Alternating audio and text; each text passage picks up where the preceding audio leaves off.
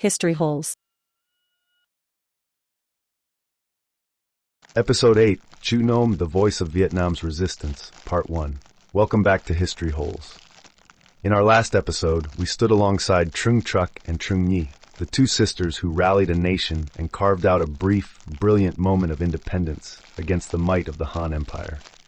Theirs was a rebellion of swords and shields, a visceral, physical rejection of foreign rule that has echoed through Vietnamese history as a testament to an unbreakable spirit.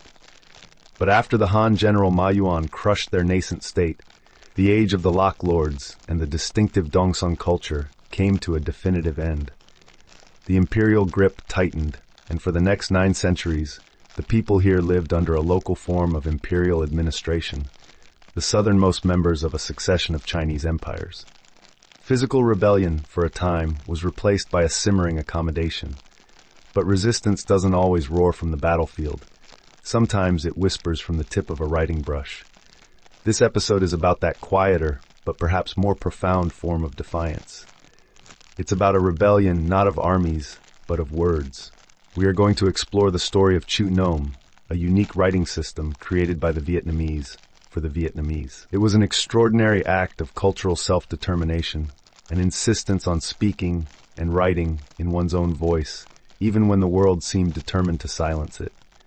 This innovation allowed Vietnamese thought, poetry, and identity to flourish in a way that was utterly distinct from the powerful northern culture that surrounded it. To truly appreciate the monumental achievement that Chữ Nôm represents, we must first understand the world into which it was born. For nearly 1,000 years, from the Han conquest in 111 BCE until the 10th century, the intellectual and administrative life of the region we now know as Northern Vietnam was dominated by a single written language, Classical Chinese. This was the language of the empire, the language of power, education, government, and high literature. To get ahead, to hold any position of authority, to write a poem that would be remembered, or to draft a legal document, one had to master this script. It was the tongue of the classrooms in which what we call literary Chinese was taught for more than 2 millennia. At the same time, the vast majority of the non-Chinese-speaking lowland population spoke something else entirely. Linguists refer to this native language as Proto-Viet Muong, the easternmost branch of the Mon Khmer language family. This was the language of the home, the market, and the rice paddy. It was the language of folklore, of lullabies, and of everyday life. But it had a critical vulnerability. It had no script. It was a spoken tongue in a world where power was written down. This created a deep divide. The ruling class and its administrators, a population of northerners that accumulated over generations, spoke and wrote in Chinese, developing their own regional version that linguists have called Annamese Middle Chinese. The governed, meanwhile, spoke a language that could not be officially recorded. This situation, where 2 languages coexist with one holding a higher status, created immense pressure. The local language was under constant threat of being marginalized, of being seen as rustic and unimportant. How do you preserve a culture when its very voice cannot be written down? How do you pass on complex ideas, histories, and literature when the only available script is that of a foreign power? This was the challenge. And the answer, born of centuries of resilience and ingenuity, was Chữ Nôm. It was a revolutionary solution that would allow the Vietnamese to write their own soul into existence. Part 2, the birth of Chữ Nôm. So how does a culture create a written language from scratch when it lives under the shadow of a literary giant? It doesn't, not entirely. It adapts, it borrows, it innovates with breathtaking cleverness. The story of Chữ Nôm's birth is not one of a sudden invention, but a gradual, organic process of linguistic self-assertion that likely spanned centuries. The very name itself, Chữ Nôm, is a declaration of identity. Chữ means character or word, borrowed from Chinese. But Nôm is a purely Vietnamese word, meaning southern. So from the outset, it was defined as the southern script, a conscious and deliberate counterpoint to the northern script of the Chinese court. Pinpointing the exact moment of its creation is a challenge that has long occupied scholars. There was no single inventor, no grand committee that sat down to design it. Instead, it grew from necessity. While we see it flourish as a literary language later on, its earliest forms were likely much more practical. A preface to a dictionary, compiled much later but referencing ancient traditions, even claimed that some form of Nôm had existed since the time of Shi She in the early 3rd century, used as a teaching tool for students trying to understand classical texts. Imagine a teacher trying to explain a complex Chinese character to a student. What's the easiest way? You might jot down another character that sounds like the student's native word, or add a little mark to remind them of the meaning in their own tongue. These might have been the first seeds of Nôm, small acts of clarification that grew into a full system of expression. The genius of Chữ Nôm lies in its methodology. Vietnamese scholars, who were by necessity masters of classical Chinese, used the very building blocks of the dominant script to serve their own language. They developed several methods, but 2 primary ones stand out, showcasing their profound linguistic creativity. The first and simplest method was to borrow a Chinese character purely for its sound. The creators would take a Chinese character, ignore its original meaning entirely, and use it simply because its Vietnamese pronunciation sounded like the native Vietnamese word they wanted to write. Think of it like an English speaker wanting to write the word I. They could, in theory, just write the letter I. The meaning is completely different, but the sound is the same. This phonetic borrowing was a quick and effective way to write down many common Vietnamese words. But it was the second method that truly demonstrates the ingenuity behind Nôm. This involved creating entirely new composite characters. The scholars would act as linguistic architects, combining elements of 2 different Chinese characters to build a new one. One part of the new character, the phonetic component, would be a Chinese character whose Vietnamese pronunciation was similar to the native word they were trying to write. The other part, the semantic component, would be a character that hinted at the word's meaning.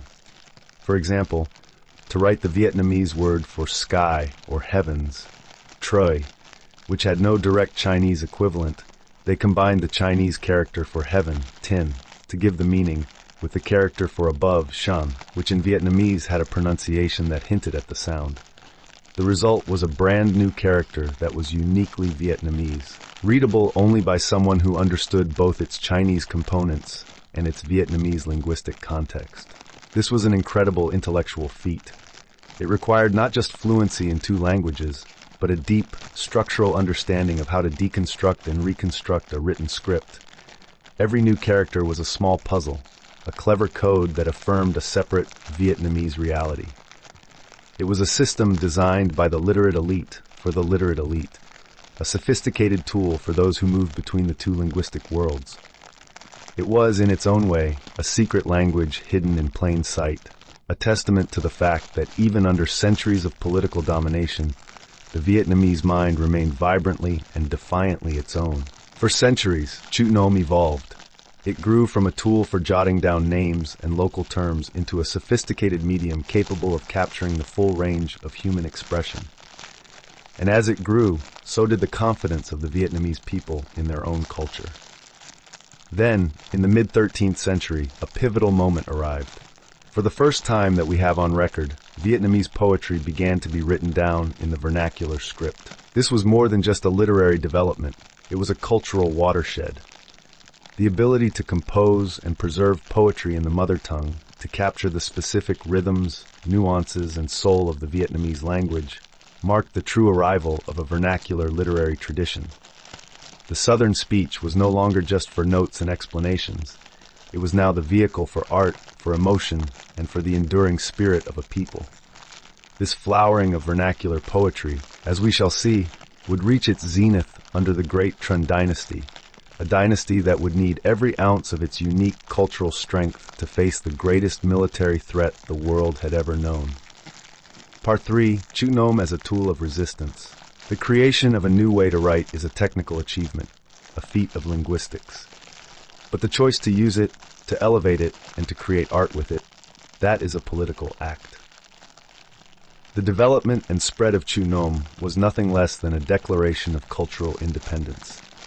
In a world where the gravitational pull of Chinese culture was immense, where the path to prestige was paved with classical Chinese characters, choosing to write in Nom was a deliberate and powerful statement. It was an assertion that the Vietnamese language was not merely a dialect for the rice paddies, but a vessel worthy of carrying the highest forms of literature and thought. It was a profound act of cultural self-determination, a way of drawing a line in the sand and saying, "Our stories matter, our poetry has its own rhythm, and our identity is not for sale." This was a form of resistance far more subtle than raising an army. It couldn't be crushed by an invading general or put down by force of arms. It was a resistance that took place in the minds of scholars, in the ink of poets, and in the hearts of the people. While imperial administrators focused on governing and collecting taxes through their official script, the Vietnamese were quietly building a separate library of the soul. This new writing system further distinguished them from the cultural authority of the North, creating a distinct literary space that was entirely their own. This wasn't about rejecting Chinese civilization wholesale. After all, the script itself was built from Chinese characters. It was about adapting, mastering, and ultimately transforming a foreign system to serve a uniquely Vietnamese identity. And while its creation may have begun in the scholarly halls, Chữ Nôm quickly became the voice of the people. For the first time, the rich oral traditions that had been passed down through generations could be given permanent form. The proverbs of farmers, the epic poems recited by village elders, the poignant folk songs of mothers and lovers, all of this could now be written down. It was a way of honoring and preserving the wisdom of the common person, particularly the peasantry, who, throughout the long centuries of northern rule, had steadfastly maintained their distinct language and customs. Chữ Nôm ensured that the authentic spirit of the Vietnamese people, their humor, their sorrows, their deep connection to the land, would not be lost, drowned out by the official histories and classical poetry of the imperial court. It became the script of the national soul. Nowhere did this soul shine more brightly than during the era of the Trần Dynasty, from the 13th to the 14th century. This was a period of incredible trial and ultimate triumph for the Vietnamese people. As we will explore in a future episode, it was the Trần who stood against the most fearsome military machine of the age, the Mongol Empire. And they did not just survive, they won. The Trần successfully repelled 3 separate Mongol invasions led by Kublai Khan, a feat that astounded the world and forged an unbreakable sense of national unity and pride. This newfound confidence was not just expressed on the battlefield, it was expressed in their cultural life as well. It is precisely during the mid-13th century, the very era of the Mongol conflicts, that we see the first documented writing of Vietnamese poetry in Chữ Nôm.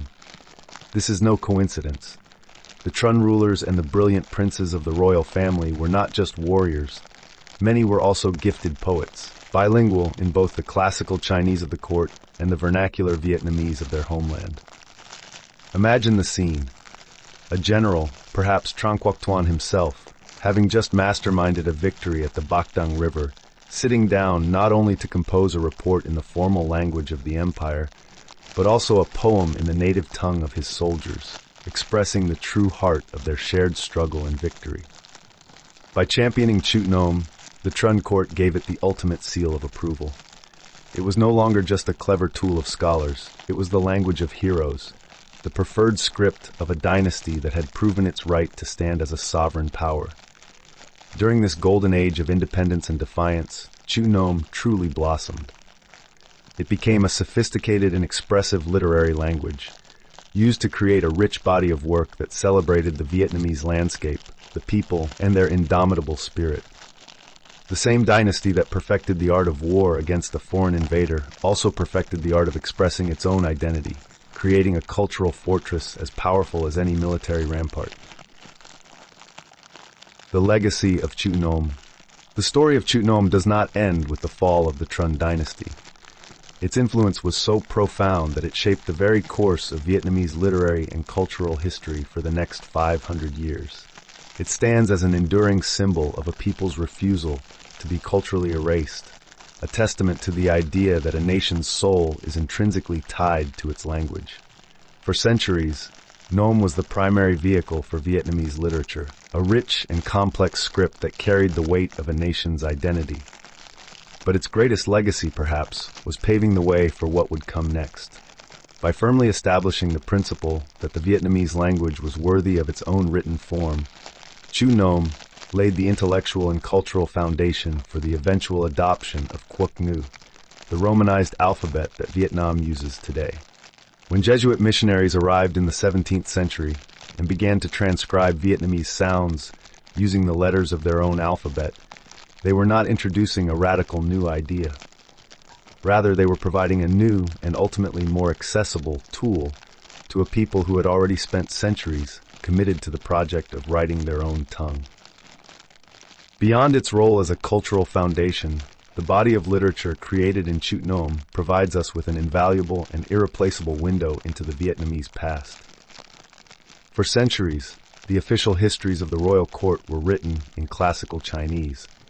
They are essential sources, but they tell a specific story, one of emperors, mandarins, and battles, all viewed through the formal lens of Confucian ideology. The world recorded in Chữ Nôm is different. It is more intimate, more varied, and it speaks with a different voice. It is in Nôm texts that we find the great epic poems, the romantic tales, and the poignant complaints of ordinary people. It is the script that preserved the folklore and legends that official histories deemed unimportant. This literature gives us a perspective that is otherwise lost, a view from the village and the home, not just from the throne room. The very importance of this separate literary tradition was recognized, ironically, by its enemies. When the Ming Dynasty occupied Vietnam in the early 15th century, one of their key policies was to seek out and destroy vernacular writings. This was a tragic loss, but the act itself confirms the power of this script. The Ming understood that to truly control a people, you must first control their stories. In the end, Chữ Nôm is far more than a historical curiosity or a collection of complex characters. It is the story of a culture that refused to be silent. It was a declaration, written over and over for 1,000 years, that Vietnamese identity was distinct, valuable, and worth preserving. It began as a practical solution to a linguistic problem, but it grew to become the language of national heroes and the vessel of a nation's artistic soul. Forged in the shadow of a great empire, it embodies the creativity, the resilience, and the unyielding will to remain independent that we have seen and will continue to see as a defining theme throughout this journey into Vietnam's history. I thank you very much for joining us on this journey. Please leave a like and subscribe if you want more. If you feel like it, tell us what else you'd like to hear. See you on the next episode.